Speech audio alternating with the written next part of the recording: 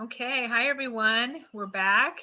Thank you for being here. And today I'm talking with Dr. Silverhorse. Hello, Silver. How are you? Hi, I'm doing good. Good. Yeah, yeah. Thank you for having me. Yes, yes. Well, thank you for chatting today. It's always a joy to talk with you. We've known each other a couple years now, right? Something like that. Something like that. Yeah. Yeah, yeah. Or eons. Who knows? But Yeah, I was going to say something about that, but I figured yes. that This sounds time more. around, it's been a little while. Yeah. Yeah, Gotcha. yeah. Yeah. Okay. So I'm going to go ahead and read your bio. Okay. To just let people know about you Okay. before we start. Okay. Dr. Silverhorse was in private practice for over 35 years as a cranial and shamanic chiropractor. He focused on using a combination of physical, emotional, and energy technologies. His work helps facilitate clients to face and release the deeper underlying cause of their pain and suffering. He has a unique ability to help people release energy that has kept them in a repeating tape loop of dysfunction, pain, and dis-ease.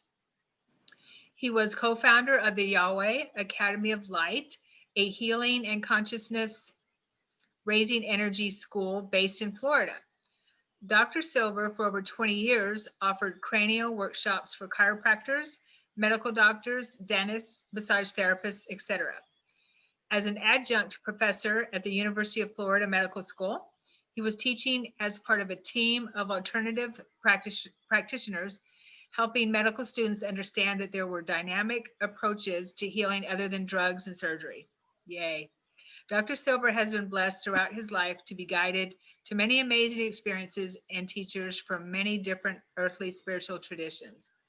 For over 20 years, he was able to study with an ascended master from the 18th dimension, who helped him understand where he came from and why it was important for him to be here at this time of the Great Awakening. He now resides in Cottage Grove, Oregon, with his partner. They are creating an intentional community, sharing new ways to live, grow, heal, and create in the new world. Wow. Yeah, that's in a nutshell for sure. That's and that's just a small part, right? Just a tidbit of what you're all about. Yeah. Right. Yeah. Yeah. It's hard to put stuff like that into words, really. The kind of experiences that I'm sure you and I go through to write it down, it's like you sort of dilute it a little bit, I guess you could say, and then you can never say everything. So, yeah. Totally. Yeah. Yeah, exactly. So I thought maybe after reading your bio before here, maybe you could share a little bit about this 18th dimensional ascended master. I mean, I am fascinated. I'm sure you told me all about male, right? No, well, no, she's a female. Female. Okay. Oh, yes. Now it's coming to me. Okay. If you could share with our audience and refresh my memory about your Well, it sort of started for me back in it would have been the early 90s. Okay. I had a bunch of my patients that were coming to me tell me there's this amazing being that comes through this guy, and she's a female. And oh my God, the depth of the information is just fantastic. And so I kept having more and more of my patients come to me like this. And then finally one day I decided, well, I'll just go to this darshan, as they called it, that they had. And here was this man who came out and cracked jokes and said all these things. He says, whoops, I got to get out of here. And he sits down in a chair and he does these things with his hands on perhaps his chakras, I'm not sure what. And then all of a sudden his body goes limp and he just totally limp. And then all of a sudden, this other energy took it over. And it was, here I am, a body guy, right? And I'm watching this body being used by one entity, and then all of a sudden by a totally another entity.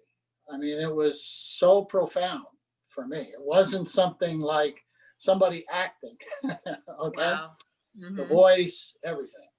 And anyway, the story that I eventually found out later was the fact that he was dying. He had days to live. And this being appeared to him, this female, and said that he had promised thousands of years ago oracle. See, and according to her, the difference between oracle and channel information to come through. With an oracle, he leaves, she takes over. So there's not that filtering through the consciousness of another person.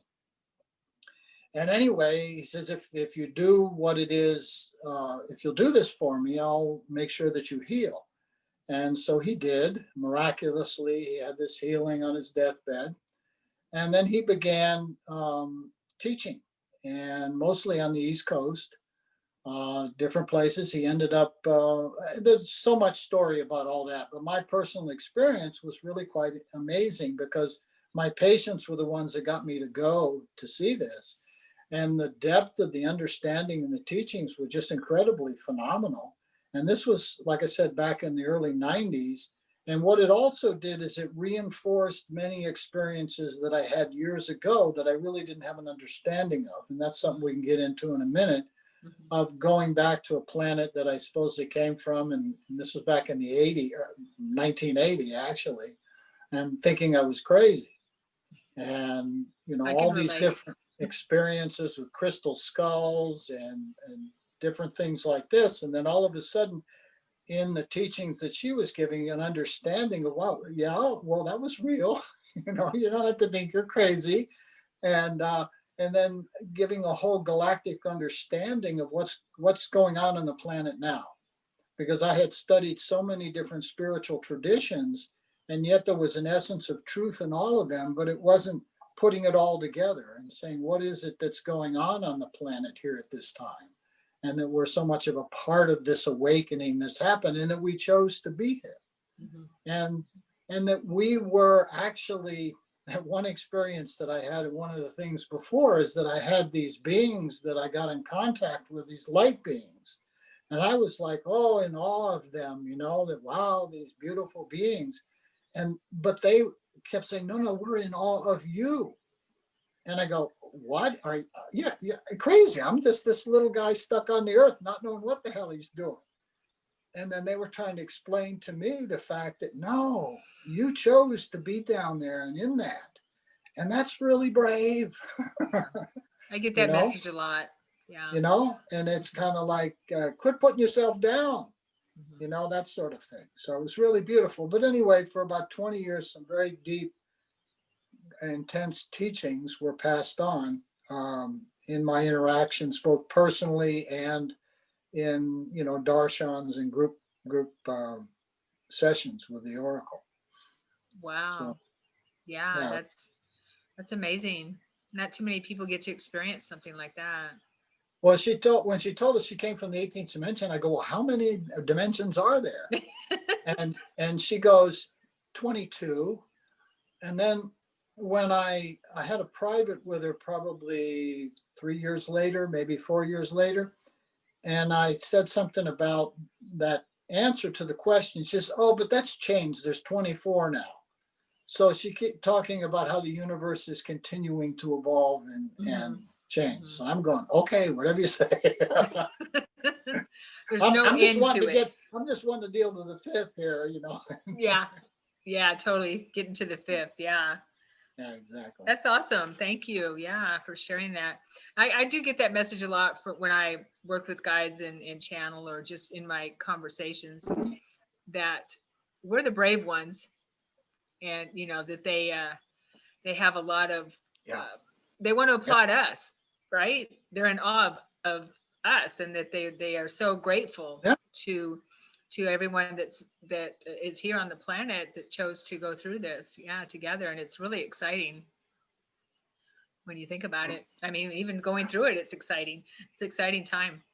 Well, just one other experience that I'm thinking of is that I'll explain the situation in a moment, but it was in a meditation I was doing, and I went and left my body and went off to this other place and met the light beings that I was talking about, had this wonderful experience. And the whole way there, I was crying, I want to go home, I want to go home.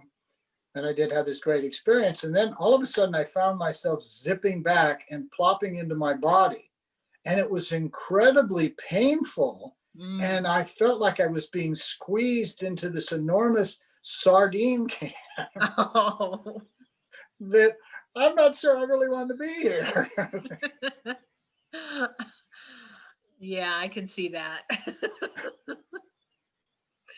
So Silver, if I know that we've had many conversations, and so I know a little bit about your experiences. I was wondering if you could share with us your experiences, a little bit about your experience with plant medicine. Yeah, well, I don't know. I have a little bit of a different view than some people. I'm very I it's like I wait for the plants to speak to me. Okay. Mhm. Too often it's kind of like, oh, I got to go get this thing and I'm going to go do this plant medicine that it's going to be the answer to what's going on in my life, sort of thing. Mhm. And yeah, that can happen. And I think there's an edge there sometimes when people are, to me, giving up their power to another thing that they can find outside themselves. Okay. And so I think there's a wonderful array of things that we can use in nature to assist us while we're here going through this process. And some of the plant medicine stuff, I've experienced ayahuasca a number of times now. You know, I grew up in the 60s, and so all sorts of plant medicines were things, oh boy, let's try this. Yeah. And so I came from a bit of that world of the phenomena of it all, I guess you can say. Okay. And so a lot of it for me is evolving to the place where it's not that. It's like there's a moment when there might be a barrier that's important for me to go through, for something from really to me to see. And I can feel it building, and I can feel there's something there that's happening. And then it's sort of like, okay, something manifests in front of me that I have the opportunity to do that. Okay. And so it has been very profound. It's the very first time I had ayahuasca, it was one of the most terrifying and yet beautiful experiences of my life. And it was a rather elaborate experience. I don't know whether it's important to share it here, but it was extremely difficult, but yet, as I said, very transformative. Yeah, maybe if you could just share an outline, if you don't mind. You don't have to share I can do details. that. I can do that. The basic thing is that we were doing ceremony on 2 days with a day in between. So like a Friday, Saturday off, do it Sunday. And a little bit of the backstory is that prior to that, doing that ceremony, I had been bitten by a poisonous spider. Hmm. And then in and around the same time, I also got Lyme's disease. So every joint in my body was all flared up. For a period of time, I was in a wheelchair. So we went to this shaman. It was in New Mexico at the time. And the first day of the ceremony, and even before that, I had had a session with the Ascended Master, and she told me, I will be there for you. Okay. And she told me how important it was for me to do this. Well, the first day of the ceremony, the best way I can describe it was that I was being swept down a river of the most enormous pain that you could experience in your life. Physical pain, emotional pain, mental pain, pain, so spiritual pain, whatever it was. I just felt nothing but pain. And there was just one moment in the whole thing when I felt I had a little bit of a hint of this reality that we're in now. And it was because one thought form that went through was, I'm going to have to mow my grass when I get home. And that was a sense of comfort to me in the midst of all this pain, believe it or not. Mm-hmm. And afterwards, I realized that was a period of time. It was so important for me to just surrender to the depths of that pain and know that I was going to be okay. Because the shaman kept coming over to me and he had propped me up several times. And if you don't, you're going to die if you don't do what I'm saying here, and so it was pretty intense. After that, after the ceremony ended, everybody's getting up leaving, and I'm still in it. And at that time, I had about a $50 size view into this world. And my friend comes up to me and he goes, "We've got to go," and I could read his lips a little bit and understand what he's saying. Then I would look down at my foot and will to move my foot 6 inches and go to the next one and blah, blah. Well, the ceremony kept going like this for me for 3 or 4 more hours. Everybody else was finished. They went out to dinner, whatever it was. So the next day, I'm like, I ain't doing that again. Are you kidding me? And about halfway through the day, all of a sudden I realized how much stronger and more powerful I felt because I had actually faced that. If I can do that, I can do anything. So the second day of the ceremony was totally different. And the beginning part of it, I was zipping off in the universe, creating this and manifesting that and going from place to place and just having a grand old time. And all of a sudden I heard a little voice and it said, "Did you come here to play or did you come here to grow or something?" And I'm going, "Oh dear," And then just about that time, what began to happen, and this is a hard one to sort of describe to people, but we all have concepts of who we are, who we think we are, what life is about.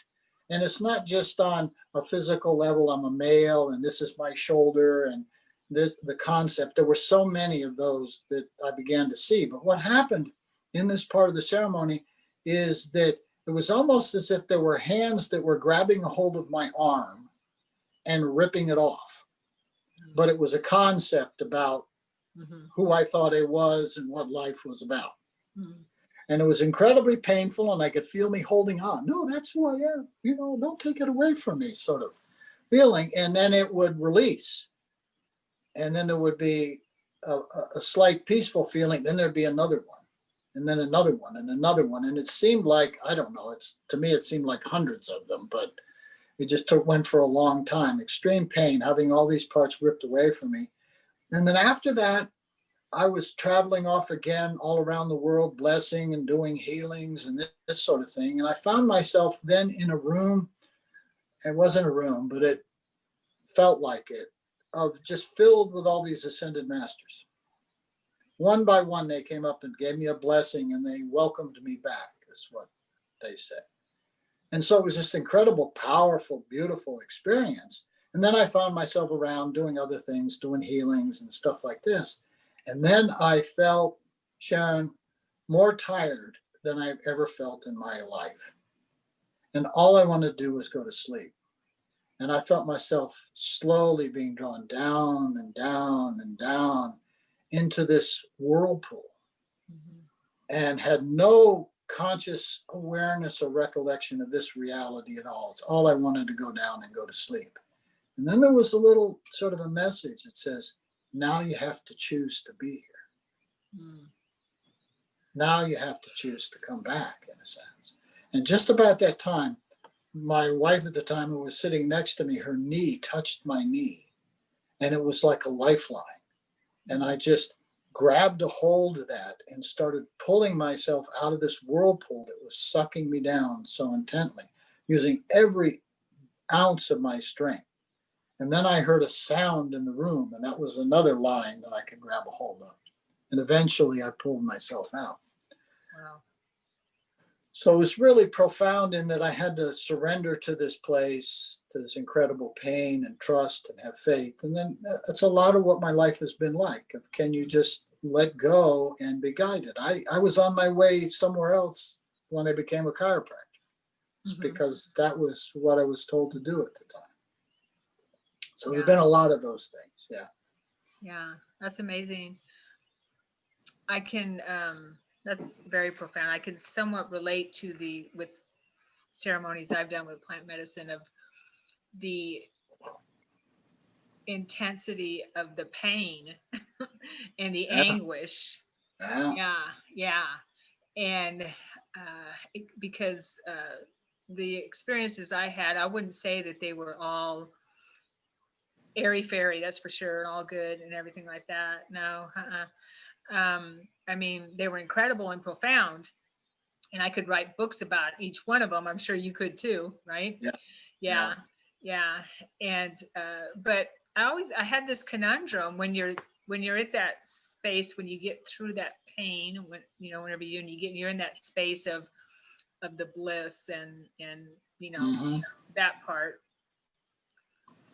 I have this thought or this conundrum. Okay, since we're holographic, right? And we are projecting everything in our life. If I don't go back, because I worry about my family, my work and everything like that. If we don't come back from that space, does that just disappear?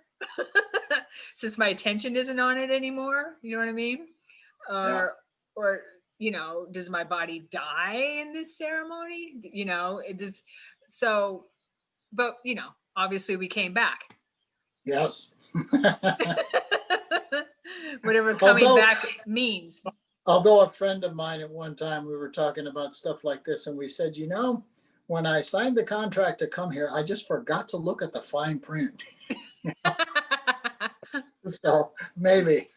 Totally. Yeah. Yeah. So do you ever have thoughts like that?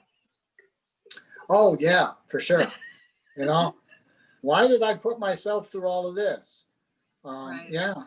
But then, at the same time, I don't know, there's a thing inside is recognizing and taking responsibility that I wrote it for this way. And Sure. it's part of that whole thing of where they were in awe of us. It's like you chose to go through this thing that maybe you didn't have to. Number one, you knew it was going to be uncomfortable. Number two, and by golly, you actually enjoy doing this because the awakening process is kind of fun. Right. Yeah. Yeah. We think that, right, when we're there. I'm not saying it isn't, but it's definitely a challenge, isn't it? Yeah. Yeah. When you get on the other side of things, then you're like, I wouldn't change that for the world. Yeah.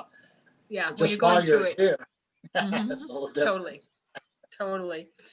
So, Sylver, I wonder if you could share some of your experiences with. I know that haven't we talked about UFOs and that type of thing, Oh, and yeah. galactics? Yeah. You've had some experiences with that, haven't you? Well, other than a few times seeing what I felt like were ships and stuff, most of my experiences, actually, when I started to talk a little bit ago, back in 1980s, okay, I happened to be working and studying with this woman. Her name was Kay Ortmans, and she was originally from England, who was a psychic, and she was a concert pianist. And she would have people dance around the room while she she'd tune in and played them on the piano. And they would go into these past lives experiences, they'd emote a bunch of stuff, and then she'd infill them with positive vibration on the piano. And she started working with some people that had polio. They couldn't do the dancing around thing. So what she devised was this technique of, she called it alignment through music. And she would dance the body to particular, since she was classically trained, she had these huge speakers in her. It was outside of Santa Cruz in the Redwood Mountains, and these huge speakers in this chalet.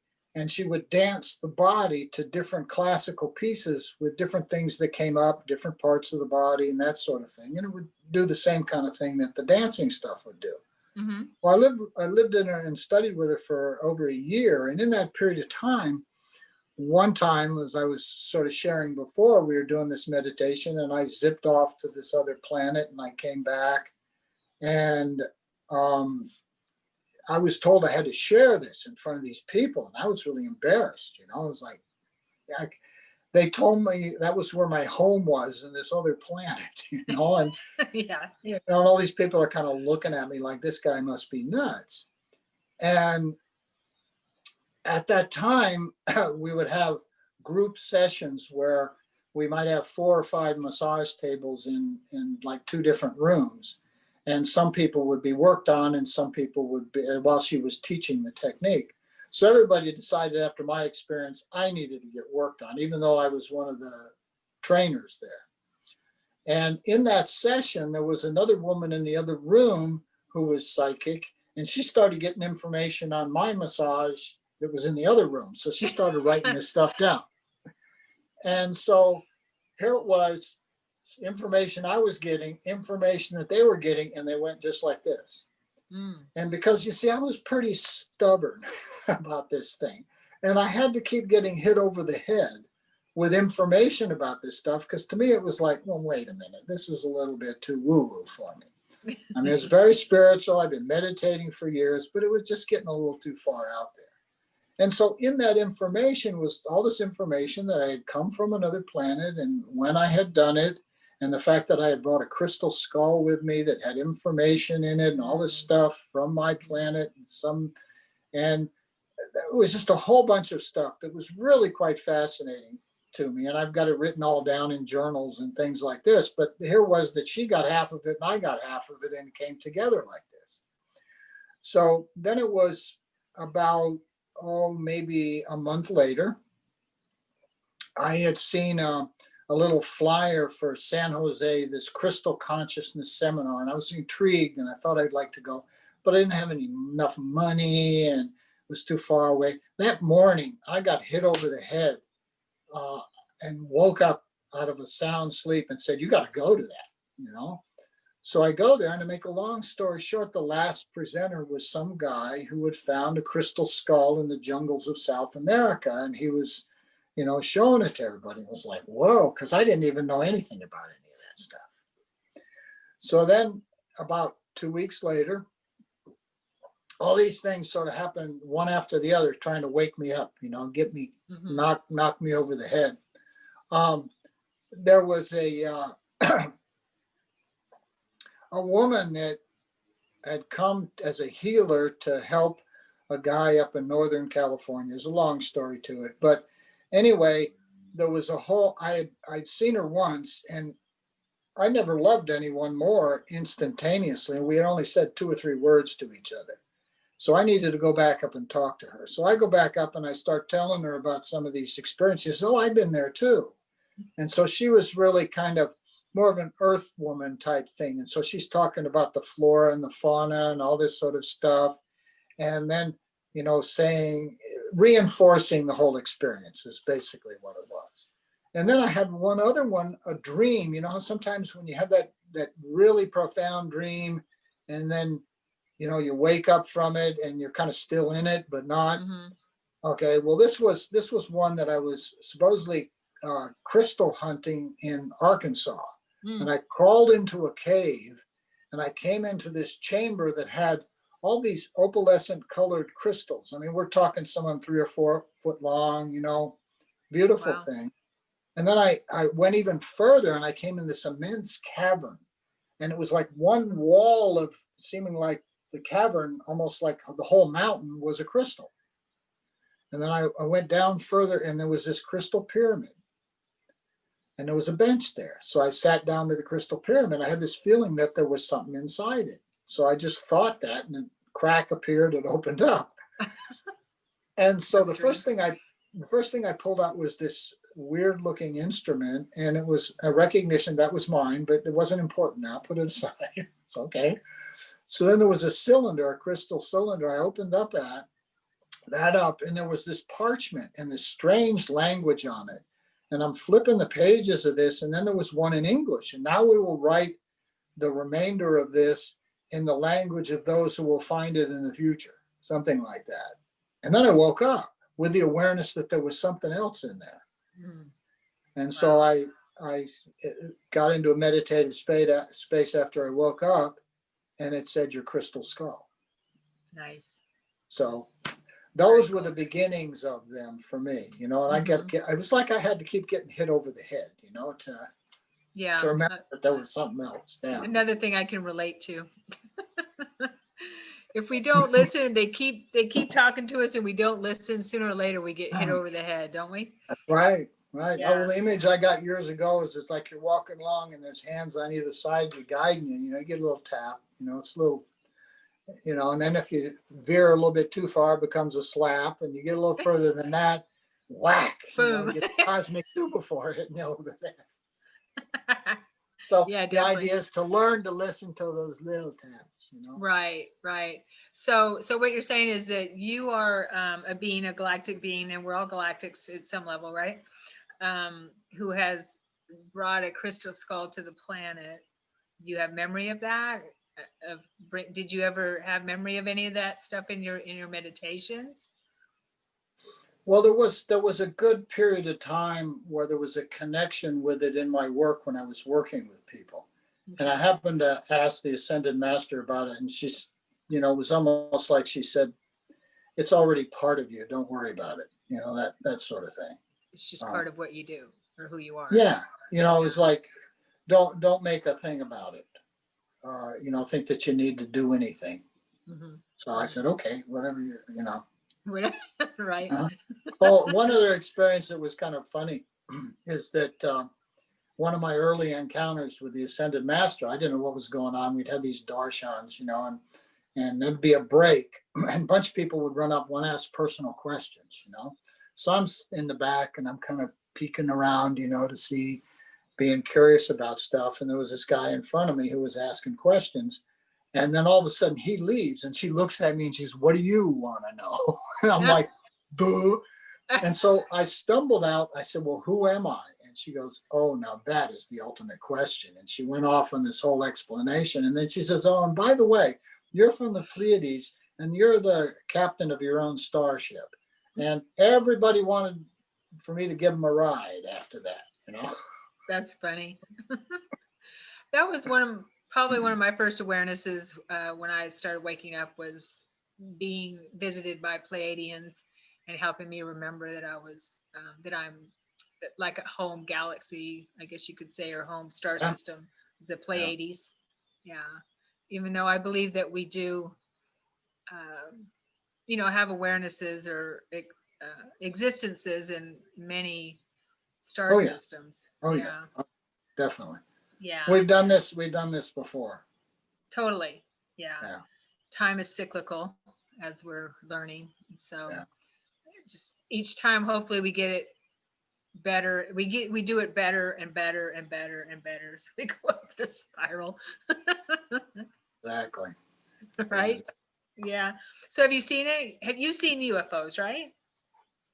Well, yes and no. I mean, okay, there's several different situations I've been in. There's fun when I was in Peru. We were at, one of the places there, and there's this cloud formation. And oh boy, we just all shit. At other times, communication. I've also been, if you've been to the ranch.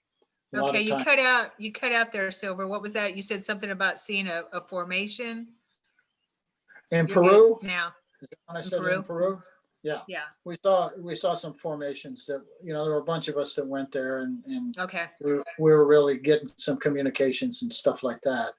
There's been a few of those that have happened, and then up at Trout Lake at the East City Ranch. Oh yeah, being able to see the lights going in and out of the mountain, and the orbs and all that sort of stuff. Yeah. I mean, it's kind of, I guess in our world, it's kind of common knowledge now, right? If that. Well, it's coming out now. Isn't it interesting on how much more disclosure is starting to happen? We knew it was going to happen sooner or later. Yeah. I'm glad it's in our lifetime. Into the main. Yeah. Right. Totally. I mean, it's kind of like when if people don't believe in, other lives on other planets, or, you kind of look at them like, huh? So it's kind of the opposite now. I think people who don't believe it, or don't, at least not say believe, but believe that it is a possibility, at least, right, that there is life on other planets, then I think they're the weirdos now. But the new normal is weird, or the new weird, or the weird is the new normal, whereas not being weird is weird. Wait, did I say that right? You got me all tangled up, but I know, right? Anyway, I've always been weird, and I feel like that's the new normal now, where if you're not weird, that's what's weird. Yeah. That's how I see it anyway. Because yeah, totally, things are just coming out faster than we can even talk about it, right? Yeah, it's not so hush hush anymore. Yeah. So what would be your advice, your wisdom for people who are watching this, how to get through this, if they're having difficulty or questions about how to get through what you were talking about, getting through the pain and the releasing, because we all have to be releasing our stuff, right? I mean, it's kind of constant, I feel. And no. So what do you have any advice on how to help people with that? Well, I don't profess to have any more information than anybody else, but in my experience, the thing that I found that's been the most important is if we can get a grasp of what I call the terrain, in a sense of what's going on here.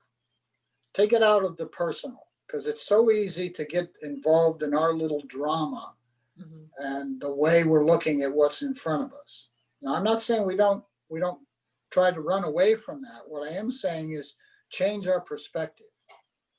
It's the whole idea, if you can move into the witness consciousness and experience what's happening here, but not necessarily you're in the world, but not of it. All these terms we've heard from all these different spiritual teachers are beginning to come, okay, what does that really mean on a day-to-day basis? And to me, the main thing is, if you can grasp some of what we were just talking about, is that we're here for a reason. We chose to be here. We're awakening in this process, and this is part of our service. Okay, so if I'm in service here, what is it that is happening in my life that is of service? And sometimes all the dramas that we go through, all the traumas, the pain, and these kinds of things, we're a transforming energy for the collective. Mm-hmm. And it's so easy to just, oh, my pain, my wounds, my drama. No. It's about getting away from taking all that stuff so seriously. Yes, you have to experience it. Yes, it can be uncomfortable, but by shifting your attitude about it, it's amazing on how faster it comes and goes. And number two, how there's much less discomfort in it, because you have this comforting thing. I know exactly, I'm needing to experience this, not that I'm the victim of something that's come along that I need to fix. Mm-hmm. So it's been my awareness of too many of the things we do. We're looking something outside of ourselves that's going to make this better, or fix this, or make this go away, and all that sort of stuff. And the more I've allowed myself to immerse myself in whatever it is that's happening, okay, the actual pain lessens. The first time I had an experience with this is I was pressure washing a roof, hogging a ladder with my knees. And the kick of the pressure washer threw my back out. And I was in agony. And I found that if I went to the source of the pain and had the willingness to sit there, see, the reality is we want the pain to go away. We want to get away from the pain. But by going right to the source of pain, no physical level seemed to cause mechanism that the sensation registered in my brain. There was a nerve impulse that was sending it up to my brain, but my brain was interpreting it different. It wasn't interpreting as pain. Okay, so you so cut out, Sylver, you cut out there. If you could start over with going into the pain so we could hear you clearly. Yeah, I found that if by taking the time to go to the pain and not away from the pain, okay, that's sometimes what pain is. It's saying, I need your attention. This hurt, this is damaged. There's something wrong here, even if it's your finger. Okay, so what you do, put your hand on it and give it some energy, and you focus on it. What you'll find is it won't hurt in that moment. And the longer you can keep your focus there, you can get so that what I would do is I would do that with my back, to the point where the pain would go away and I could fall asleep. And then I may wake up 4 hours later again, it starts to hurt, we'll go back and do it again. Wow. Okay, so the same sort of thing in a sense about life. It's like, here's this uncomfortable thing that's happening in my life. Instead of trying to fight with it and blame it on somebody else, or blame it on yourself for that matter, it's like, no, this is another experience here for me to awaken, to assist me to awaken. What do I have to do to awaken? I have to slough off these things. Now, whether they're my own karma, which in many cases, there's a part of me that wonders how much of that many of us come have anymore, or is it something that I wrote to carry with me to assist in this transformation? And it really doesn't matter what label you want to put on it. It's just how we shift our attitude about it. So if we're in that perspective of understanding, it's all under control. You see? And we're going down this wonderful path of awakening. There's so much more in the universe than what we think of, the little mistakes that we think we're making here, or the things that we have to deal with. And so the more we can be out there in that awareness, this becomes smaller and easier to deal with. Does that make sense? Yeah, it makes total sense to me. Definitely. I'm sure it makes total sense to everyone. Yeah, I love that. That's very profound. Yeah. I think we get, well, my guides told me that we have a lot of attachments that keep us in, in victimhood for one thing, in pain, and that's what keeps us coming back too, is what I understand. We are attached to the physical world, physical experience. But yeah, when it comes to pain, it's difficult because, like you said, you just want it to go away, and to sit there with it is really profound, because that takes another level of awareness that that's really great. I mean, I can't explain it, but it's amazing to sit there with the pain. Well, yeah, I've been taught that one. Well, that's one, again, I've been hit over the head by the 2-by-4 a lot to get this message. Okay. Because when I told you I had the spider bite and the Lyme's disease, I was in a lot of pain. Every movement that I made hurt. Yeah. Okay. So a lot of it was being able to, can I live in this experience and completely, immerse myself in that which it is that I'm experiencing, such that I'm not reacting to it anymore. You see, and a lot of it was in the reaction. Right. Oh my God, damn, and all of that. And then the mind comes in from that, of all the different things of what's wrong and how can I fix it? And I better take this and I better take that. Mm-hmm. And I found that if I can touch in that space, that peaceful space with the pain, mm-hmm. sometimes what comes up is a message of an answer to help you with it. But if you're so much in reaction to it and trying to fix it, you can't hear the clear message. Yeah, I love that. Louise Hayes talks about the programming that we have with disease and pain and things like that, and chronic illnesses and things like that. And so that's, I think that goes along with that teaching as well, right? Is to being mm-hmm. aware, sitting with that pain, or maybe even illness. Would you agree? Well, yeah. I mean, a lot of Louise Hayes stuff, she's saying there's something deeper here going on. Mm-hmm. There's a message for you to receive from your body. Right. Whether it's your knees bothering you or your toes, there's something there. Right. One that I had years ago that was actually kind of funny is I had some warts on the bottom of my foot. And I had a friend of mine who was a dermatologist, and he says, "Oh, come on by, I'll freeze those off for you." So he did, and they went away. About a year later, they came back. He says, "Oh, come on back, I'll do it again." Do it again. And then after about 3 or 4 months, they came back again. And I'm going, wait a minute, this isn't right. Something's wrong here, So I remember sitting in meditation, and that was on the left side of my body, okay, the bottom of the foot. And in my meditation, what I got was my emotional understanding. Now, it was under my foot, so my understanding was on the left side of my body, and it was my emotional being, okay? Mm-hmm. So here was this message that came in a cryptic sort of a way, but it also zeroed me in on a couple things that I wasn't paying attention to. And then they never came back. Surprise, surprise. Yes, indeed. I love stories like that. Yeah. I mean, wouldn't you agree that our body has a mind of its own? I mean, our body talks to us. Oh. We just have to listen. Well, here's the thing, because working with bodies for so many years, I mean, there's so many ways that, because experience on this planet is uncomfortable, okay? Mm-hmm. And so we're going through life, and all of a sudden something's uncovered, what we do is we contract. Now, do we contract majorly in our whole body, or is it just in some spot?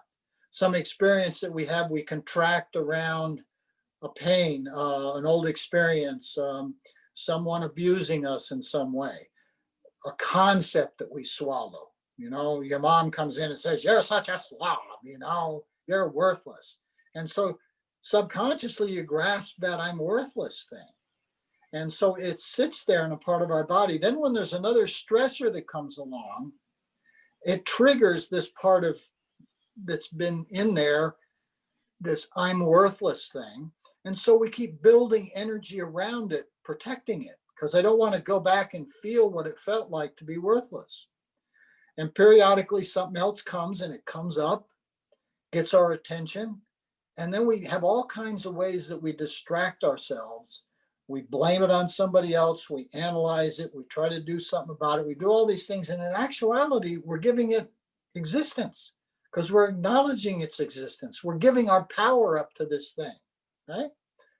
So then it's had its meal and it goes back down again till the next thing comes along and it comes popping back up again. And then we go back into that same drama again.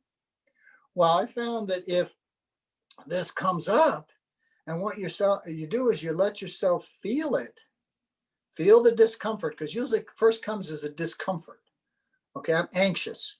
So, and then many people will go eat something, or I got to call my friend, or I got to buy something, or I got to do something.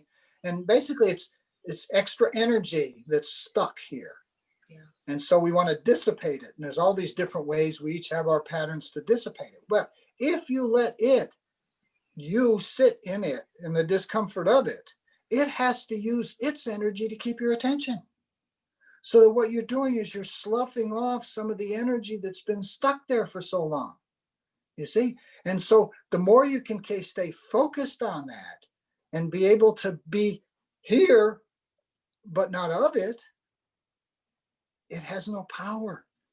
And that's what it is we recognize is that these things don't have power over us. That's how we move to that place of being who we really are, that we're just here going through this human experience instead of I am this human experience. I am this pain. I love that. Yeah. That makes sense. I love that. So working with people over the years, that was the idea many times, is that wherever it is that you can feel that there's a blockage, if you can go there with consciousness. And it's nice when you got somebody who can go there with you, because it gives a little extra energy, you know, like that story of the little engine that could trying to get up, you put another one and it gets up over the hill. Sure. Okay, so that's what it is. That's what you're doing, is you're facilitating a person putting consciousness into a place that they've usually done one of two things. They pulled it out so that there's a void, or they've knotted it up. Yeah. And both of them, you have the same solution, really. And those knots are hard to get through or get to. Well, it's nice when you got somebody who can help you find them. Yeah. Because usually we're trying to avoid them. And totally. we're even trying to avoid the void, but you know, that whole idea. And so somebody can help you see where they are, and then you can go there with them. Yeah. Yeah, that helps. And you know, we don't like to be uncomfortable. We don't want to be in pain. So that's the first, you're right. That's the first thing we do is run away from it. Like, oh no, I don't want that. So you got to get over that threshold. I've found, get over that threshold. Right. And then you're kind of home free. That's when the work really begins, to be honest with you. One of the things that I've noticed is that all of us going through this awakening process, the beginning parts of it, we're unconscious. We're going through these awakenings in spite of ourselves, okay? And then there's a point when you come to these realizations that I'm talking about, when you understand the terrain, you get an idea about it, then you can become consciously involved in it. And then it becomes much of a less of a victim, a drama, all the negative aspects of it. You begin to realize how empowered you are and how much you can move through these things so much faster with much less discomfort. But we're doing it now. It's on my terms now, damn it. You know? Yeah, totally. Yeah, we're not reacting, we're taking control. Right. We're being And I created. really think what's happened recently through this last solstice and all the stuff that's happening, there's a portal that we've all sort of walked through. And the message that I've been getting is now is the time to really take responsibility for what we're creating and recognizing how powerful we are. You can't mess around so much anymore. And if you get lost in the tape loop of my drama and my woe and all that sort of stuff, you're going to go down the rabbit hole the wrong way. And yeah, the other timeline, a different timeline. exactly. Totally. That's another way to say it. Timeline. Yeah. Yeah. Because where we are through that walking, what I've found in my experiences, what I understand too, is since we walked through that portal, things are happening a lot quicker. And so we're creating faster, and Yes. and our thoughts create faster, which is our creations. Yes. So yeah, we have to be aware of that and take responsibility. Yeah. Well, Silver, it's been wonderful talking with you today, and we are out of time. And but we'll do this again.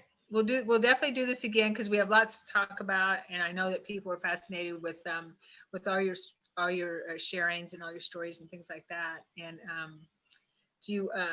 so I know that you moved to Cottage Grove, and you have some property there now, right? And your plan is. Well, I got to share.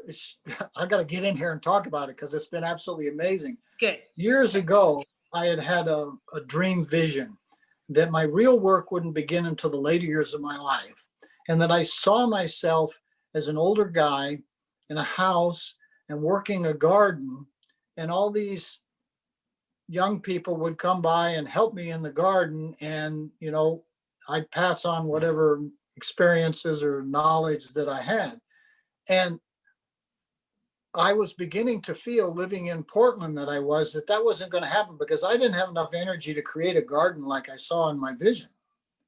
Well, what happened is my partner and I have just bought a piece of property that the guy, he passed away maybe about a year ago, and he and his wife have created a paradise.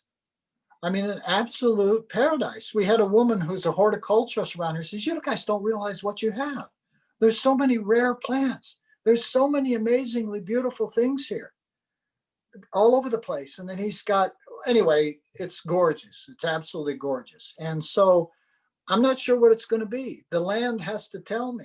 And little by little, it's happening. We're sort of doing a bit of an intentional community right now. It's a kind of a place for maybe people to make plant medicines, for healing sort of things to go on. I don't know. And I've stopped trying to figure things out. I was out yesterday working in the yard, and I felt like an elf running around doing all this stuff because all these nature spirits. And then I was talking on the phone to a friend of mine from Florida who's never been out here. I haven't seen her in a couple of years.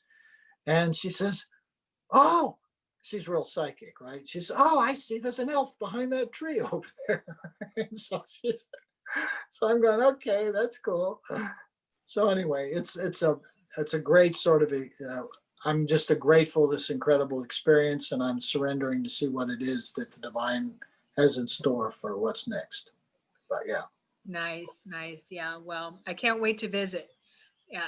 And Gotta come down. You gotta come down in spring. I think it's going to be heavenly because there's so many things here. It's just incredible. Absolutely incredible. Yeah.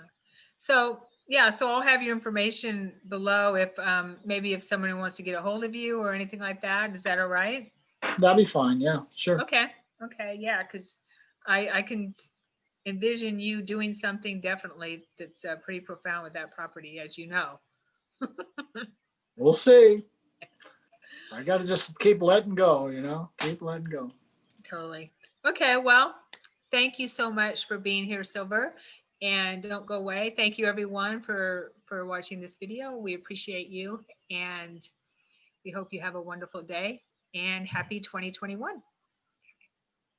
Yes, indeed.